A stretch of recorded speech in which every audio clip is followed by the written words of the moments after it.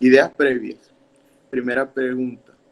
¿Cuántos experimentos correctos necesitamos para refutar una teoría y para demostrarla? Para refutar una teoría se necesita un experimento que contradiga lo mismo que plantea, pero para demostrarla debemos someter a distintas pruebas donde se presenten las distintas posibilidades de variaciones que puedan existir en ella. Segunda pregunta. Describa cómo podríamos medir el espesor de una hoja de papel con una regla común. Para medir el espesor de una hoja de papel, primero tomamos una cantidad de hojas que se puedan medir con una regla y esa medida la dividimos con el número de hojas acumuladas. Bueno, continuando con la tercera pregunta, nos preguntan que cuáles son las unidades de volumen y suponiendo que le dicen que un cilindro de radio R y altura H tiene un volumen dado por pi r cúbico por H, explique por qué esto no puede ser correcto. Entonces, tenemos que tener en cuenta que las unidades del volumen son metros cúbicos. Estos pueden ser kilómetros cúbicos, hectómetros cúbicos, decímetros cúbicos, decámetros cúbicos, centímetros cúbicos, etcétera. Y respondiendo a la otra pregunta, dado el caso, que suponiendo que le dicen que el cilindro sea de radio R y altura H, explicando esto, decimos entonces que las unidades del volumen, como se dan en metros cúbicos, por lo que al momento de utilizar el volumen que nos están dando y darle una solución, pues su respuesta se va a dar en metros elevados a 4. Y demostrando esto, podemos ver ahí claramente que pi por r al q y por h es igual a pi por metros cúbicos por metros y metros cúbicos por metros es igual a metros elevado a la 4. Para la realización de esta tabla nos piden medir las magnitudes necesarias para determinar la densidad del cuerpo suministrado.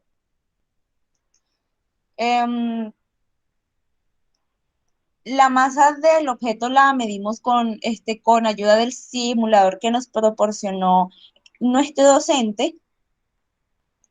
Y otra cosa es que en la densidad, como no nos daban el volumen de la masa, decidimos darle un valor arbitrario para poder calcular la densidad. Para hallar el error absoluto, lo hallamos, pues su fórmula es X sub I menos el número de datos entre 2. X sub I viene siendo la longitud 1, el número de datos que es 8 sobre 2 y esto nos da 50. El error porcentual se halla promediando la longitud y pasando a calcular la incertidumbre, que es pues el valor absoluto de cada una de las longitudes menos el promedio de estas. Y procedemos a calcular el error porcentual, que es promediando la incertidumbre que nos dio de cada uno de los ensayos, que nos da 14,875. Bueno, para la realización de la tabla 2, simplemente enumeramos el número de ensayos, colocando el peso respectivo a cada uno. Luego calculamos la fuerza, que es igual a la masa por la gravedad, y nos da el valor en Newton. Y para el alargamiento, pues simplemente pasamos de centímetros a metros las longitudes obtenidas eh, por medio del simulador y la constante, y se halla multiplicando la fuerza con el alargamiento. Y por último, hallamos el promedio de las constantes. que es simplemente sumar todos los datos de las constantes y dividirlos entre 2. Bueno, teniendo en cuenta la información obtenida en las tablas anteriores, nos preguntan que cuál es el margen de precisión de los instrumentos de medición utilizados. En esto podemos decir que tiene un margen bastante bajo, siempre y cuando se mantenga todos los datos en un simulador. En el caso del que utilizamos como grupo, logramos decir que tiene un margen de error considerable, ya que no conocemos con exactitud lo que es la constante que aplica, ni tampoco nos especifica en qué condiciones se encuentra el resorte. Además de esto, no nos muestra la fuerza ejercida y por último tampoco conocemos lo que son las dimensiones específicas del objeto que utilizamos en el experimento. También nos preguntan que mencionemos al menos 3 factores que puedan haber introducido error al determinar la densidad del objeto. En este caso fue el no conocer el volumen del objeto que estábamos trabajando. También lo que es el asignarle un valor arbitrario para poder despejar la fórmula de la densidad. Y al no tener en físico el objeto para verificar lo que son sus magnitudes. ¿Es confiable el valor de la densidad obtenido?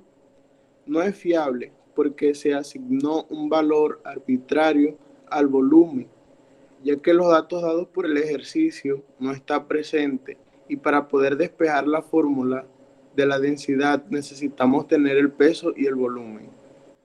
¿Qué tipo de relación existe entre la fuerza y la elongación del resorte? Son directamente proporcionales porque entre mayor sea la elongación, mayor será la fuerza aplicada. Se trata de una relación proporcional dentro del límite de la elasticidad del resorte, esto según la ley de Hooke, donde nos dice que F es igual a K por X, donde K es una constante que depende del resorte y X es la elongación. Fue posible calcular la constante de elasticidad del resorte a partir del gráfico. ¿Qué valor obtuvo? ¿Cuáles son las posibles fuentes de error? Se logró establecer que la elasticidad producida por el resorte por cada uno de los diferentes pesos es la misma, ya que el aumento es gradual con el mismo peso siempre. Por lo cual la constante de la elongación son las mismas, aunque aumenta la fuerza a medida de que el peso aumenta. El valor es de 3,9 a 4. Las posibles fuentes de error pueden ser el desconocimiento de la constante que aplica el simulador, las magnitudes medidas, ya que puede variar la apreciación de estas magnitudes según el grado de visión o percepción que tenga la persona que está haciendo el ejercicio. Bueno, ya por último, para concluir este laboratorio, decimos que al ser un laboratorio realizado de manera virtual, vamos a ver cierta magnitud de errores, ya que no es lo mismo que tenerlo frente a frente. Para la realización de este mismo nos basamos en lo que es un simulador de masa resorte para realizar las mediciones y el posterior análisis necesario para el desarrollo del documento. Cabe resaltar aquí que nosotros como estudiantes debemos entender la importancia de lo que es comprender los conceptos tales como lo es la incertidumbre o la incerteza, el error relativo, la cifra significativa, lo que es el entorno visual, también los tipos de mediciones, entre otros términos más, que nos pueden ayudar a guiar o a entender mejor lo que es el tema para así saber cómo realizarlo al momento de llevarlo a lo que es la práctica. También este laboratorio se fundamenta en lo que es el aprendizaje basado en problemas, de modo que se buscó que el estudiante participativamente de su proceso de aprendizaje y así consiguiera apropiarse de manera eficaz de lo que son los conceptos, y para lograr un objetivo final debemos estar dispuestos a comprender cada procedimiento. Muchas gracias.